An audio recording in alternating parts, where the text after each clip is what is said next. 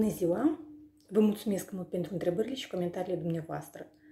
La ultima postare a apărut o întrebare în privința cicatrizării umbilicului.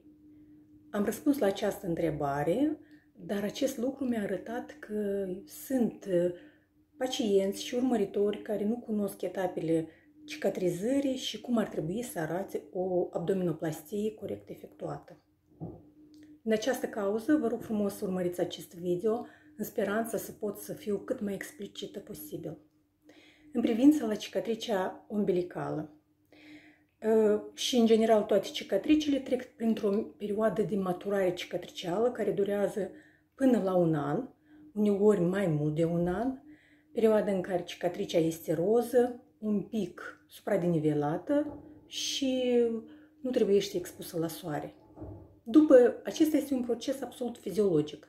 El se întâlnește absolut la toți pacienții și dacă ați observat și dumneavoastră în antecedente, dacă v-ați gâriat, dacă v-ați lovit, orice traumă lasă o cicatrice care se poate cicatriza urmând aceste etape obligatorii în timp. Adică, practic, dacă este să facem un tatuaj, nici un meșter specialist nu o să vă ia înainte ca cicatricea să fie albă, fină și fără proces inflamator activ. În ceea ce privește forma cicatricei, este o întrebare extrem de bună, pentru că dacă noi la nivelul umbilicului greșim cu plastia umbilicală și nu respectăm liniile Langers, nu respectăm bazele fiziologice de cicatrizare și anume faptul că cicatricea are această tendință de a fi retractilă, adică de a face o bridă cicatricială care o strânge, da? Și în momentul în care noi nu respectăm acest lucru absolut fiziologic, cicatricea se întâmplă periumbilical să devină foarte strânsă, adică apare ca un cerc strâns, ca o bridă care strânge țesuturile în jos, le trage uneori, sau și mai complicat, în cazurile foarte avansate, fac dificilă însăși toaletarea zonei. Adică acolo este un sinus atât de strâns că practic nici degețelul cel micuț nu intră ca să fac toaleta zonei. Deci e o chestie extrem de incomodă. Și vreau să spun că aceste lucruri se vindecă foarte, adică tratamentul pentru aceste lucruri este foarte complicat. Cel mai corect în abdominoplastie este să facem plastia umbilicală corectă din timp și de la început. Da? Următoarea întrebare care ține, de exemplu, de cicatricile verticale. De fiecare dată, noi încercăm să le evităm. Din ce cauză? Pentru că cicatricea verticală în regiunea abdominală, ea nu respectă liniile Langer. Ce înseamnă asta? Asta înseamnă că ea o să fie supusă la tensiuni, ea nu o să cicatrizeze atât de bine și ea nu o să arate atât de bine. Plus, de fiecare dată când noi facem transpoziția umbilicală, bineînțeles că rămâne o zonă de unde noi decupăm umbilicul și tragem lambou în jos, care este o gaură, ca să spun așa mai simplu, care, bineînțeles, trebuiește cusută. Maximum ce noi putem să facem este să tragem pielea și să facem plastie în așa fel ca să aducem cicatricea să fie în chiloțel. Dacă ea nu este în chiloțel, cicatricea verticală, ea se cicatrizează mai greu, mai dificil și este mai urâtă. Adică lucrul ăsta se întâmplă, eu nu neg, adică dacă noi constatăm intraoperator că țesuturile nu sunt suficient de elastice și tonice, acest lucru se poate întâmpla. Dar, pe de altă parte, eu personal, din perspectiva mea personală, de fiecare dată încerc să ajung cu cicatricea orizontală, adică evit prin toate metodele posibile cicatricea verticală, pentru că știu că în momentul în care noi deja am efectuat abdominoplastia, noi am consumat resursele de piele supraumbilicală. Ce înseamnă asta? Asta înseamnă că noi nu mai putem să mai punem să refacem cicatricile. Mă înțelegeți? Ele sunt cum le-am făcut, așa rămân. Deci noi deja am consumat pielea de sus. Am tras, am făcut transpoziție. Pentru ca să facem încă o dată transpoziție și să eliberăm pacienta de aceste sechele cicatriciale, noi trebuie să avem un exces sau o resursă, ca să spun altfel, de țesut tegumentar. În momentul în care am făcut abdominoplastia și am făcut transpoziția, această piele deja nu mai este disponibilă. Da?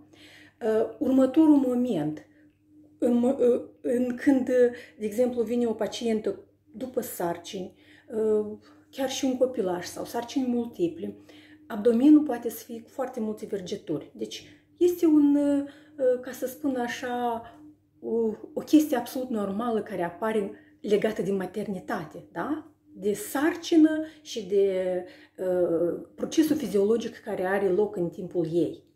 Deci în momentul în care pacienta respectiv va veni la noi, noi încercăm să scoatem cât mai multă piele, tocmai din perspectiva ca să o eliberăm de cât mai multe vergeturi.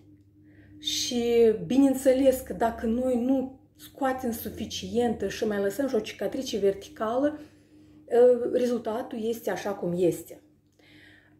Și foarte important de asemenea, când merge vorba de abdominoplastie, este unde se situează cicatricea. În ce sens?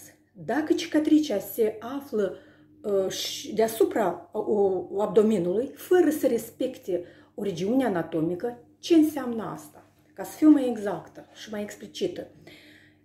Cicatricea cea mai puțin vizibilă, și asta este ca un fel de axiom în chirurgia plastică, respectarea regiunii anatomice.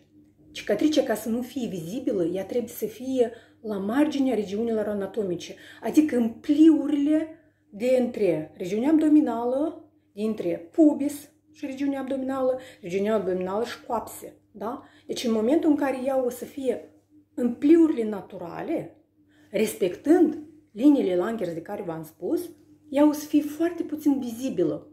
Practic nici nu o să fie necesară tatuarea și bineînțeles, noi să avem un rezultat foarte mulțumitor. Când este vorba de poziția umbilicului, la fel un moment extrem de delicat este unde el se poziționează în urma transpoziției. Da? În mod normal, între apendicele xifoid și regiunea pubiană, buricul este la mijloc. Cu cât buricul este mai sus, cu atât buricul este mai tânăr, mai frumos. În momentul în care noi nu respectăm această distanță de jumătate, da? Coborâm prea mult buricul jos, noi putem să-l pierdem în chilot, practic. Pacienta se duce la mare și buricul undeva jos, pierdut în chiloțel. Eu consider sincer că buricul este o bijuterie. Umbilicul este ceva care trebuie să fie la vedere și trebuie să fie absolut o piesă de atracție pentru corpul feminin. Să nu uităm în primul rând ce înseamnă regiunea abdominală și sânii, bineînțeles, pentru o femeie. Ăsta este un instrument de feminitate.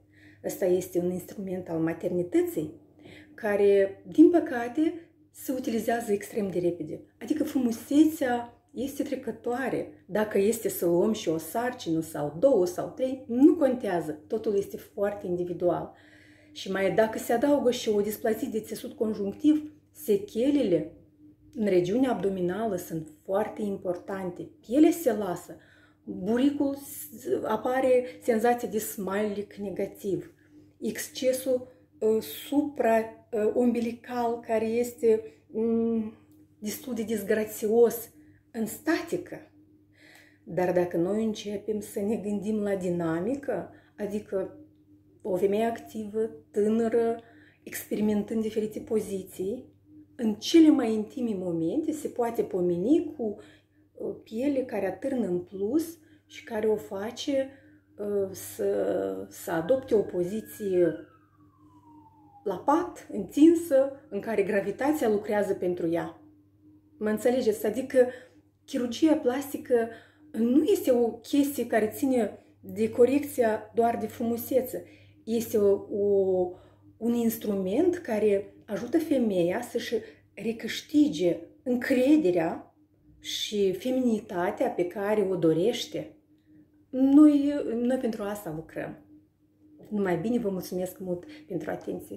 Da, vă rog mult să dați share la acest video pentru ca cât mai multe paciente și viitoare paciente să beneficieze de informația care să înțeleagă ce înseamnă abdominoplastia.